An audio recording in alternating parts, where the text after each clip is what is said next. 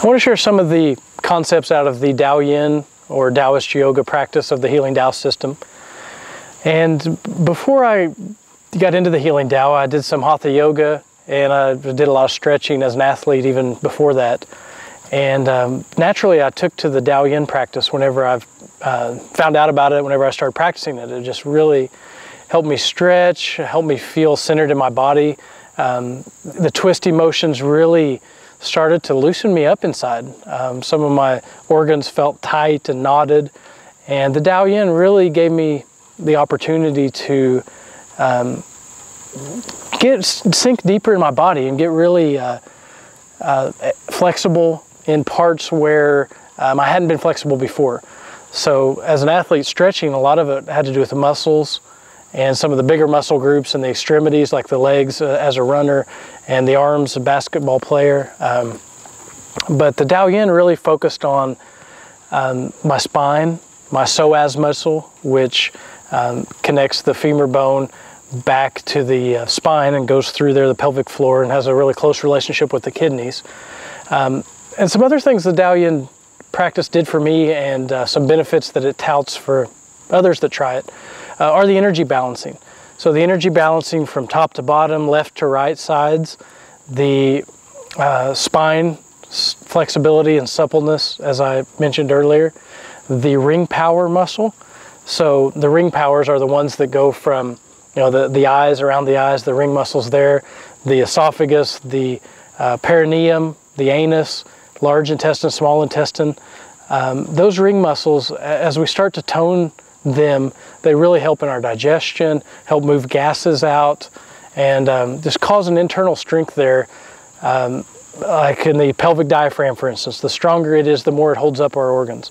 The urogenital diaphragm, it also helps hold up our organs. Our diaphragm here that moves as we breathe up and down, the strengthening that helps keep our organs in place. All benefits of the Tao Yin practice. The Tao Yin has exercises that also help the lymphatic system and help move the water there, and help move the water from the extremities down to the center of our body where they can be processed. Helps open the energy meridians, helps the hips feel open like I'd never known them to be open before, and the tendons and the ligaments also benefit from the Tao Yin practice. So now I want to do just a few of the short exercises from the Tao Yin practice. There's 45 movements officially in the Tao Yin practice, according to the book by Montauk Chia.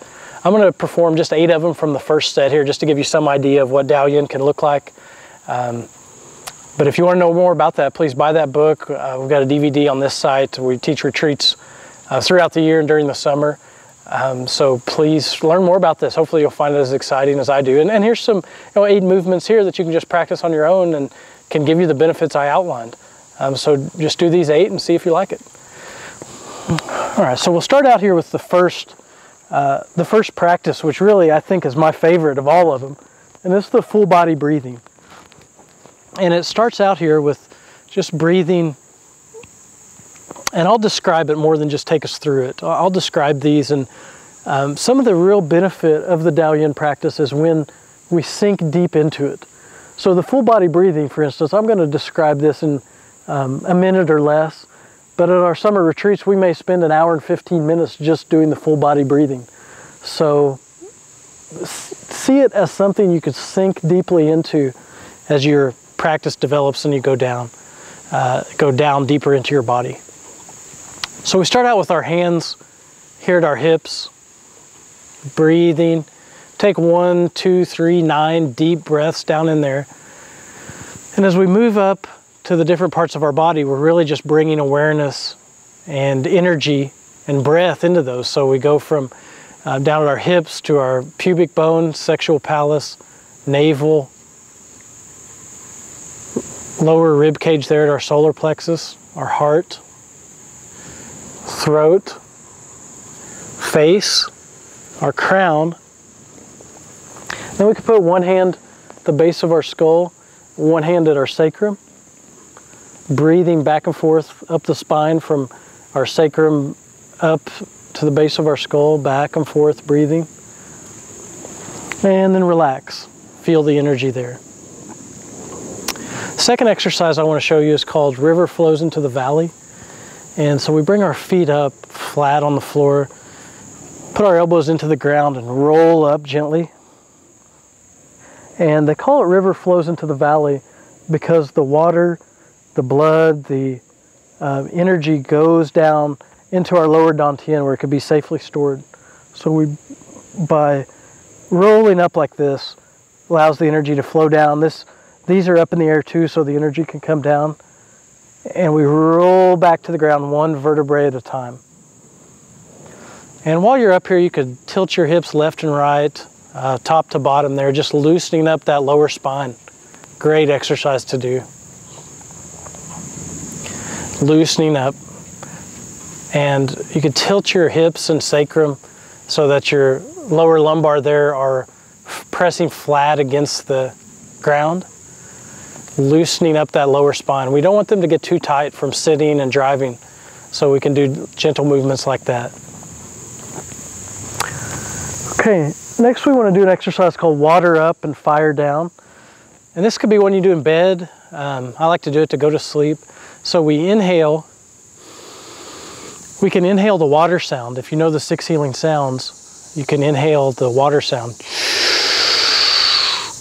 Exhale the fire sound. And so as I'm pulling back, I'm opening up the kidney 1 point at the ball of my feet, and I'm touching my middle finger on the Lao Gong, or the pericardium 8 point, activating the fire. So I inhale, exhale,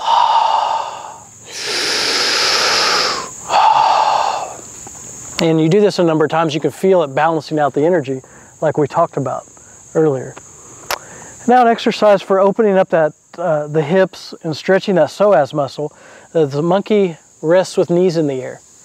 So from right here, you bring your knees up and just rest, and you can rock left and right, front to back, just feeling that sacrum being massaged on the floor, up and back.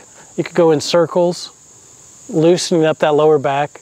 You can feel the kidneys on the ground. It's really a great exercise for them too. And from here, we roll into a move called Crocodile lifts its head.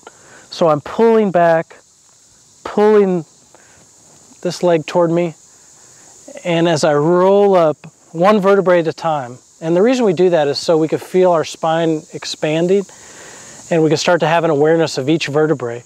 So my lower back is flat on the ground, and my head comes up, then my thoracic vertebrae slowly one at a time. So cervical, then thoracic, excuse me, all the way up. You just feel that stretch here in your psoas. Feel it stretching. You can even rock this in a circle like we did earlier, both directions.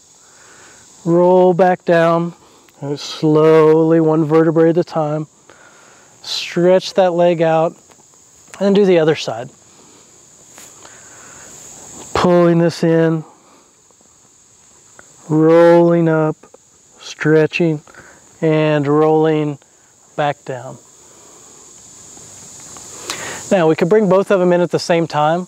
Earlier we just let them rest in the air, but now we can grab them, bring them closer to us, and just feel that rocking. Again, you're starting to notice a theme here. Loosening those hips, opening up the hips, stretching that psoas, rubbing the kidneys against the ground, giving them a gentle massage. And now this one, we're going to twist the body like a snake. So we'll slowly bring our legs down to the right, and this hand out this way. We open our eyes and look up to that hand. We feel our body opening up. Then we do the other side. And again, you can lay here as long as you feel comfortable, facing that hand that's open on the opposite side.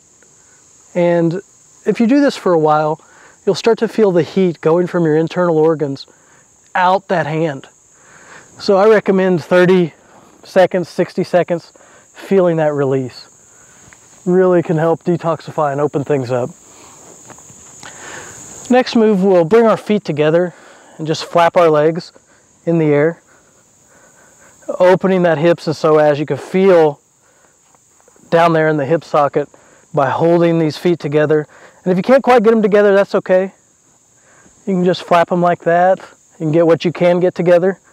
If it helps you to roll up and pull them closer to you, you can do that. Monkey flap sneeze. And another variation of this is just to rest with the feet here.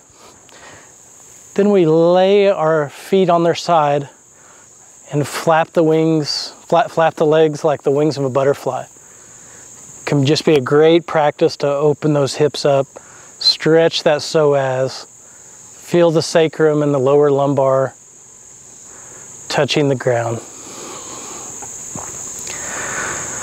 And then the last exercise is stretching the legs out, stretching the hands out, just feeling the energy continue to move after your practice. So a good Dao Yin practice might take a whole hour, might have 45 movements, might have 8 movements, but this gives you some idea of some of the principles, theories, benefits, and just a few of the practices of Dao Yin. I would love to tell you more about it. If you have any questions, just let us know. Thank you for your interest.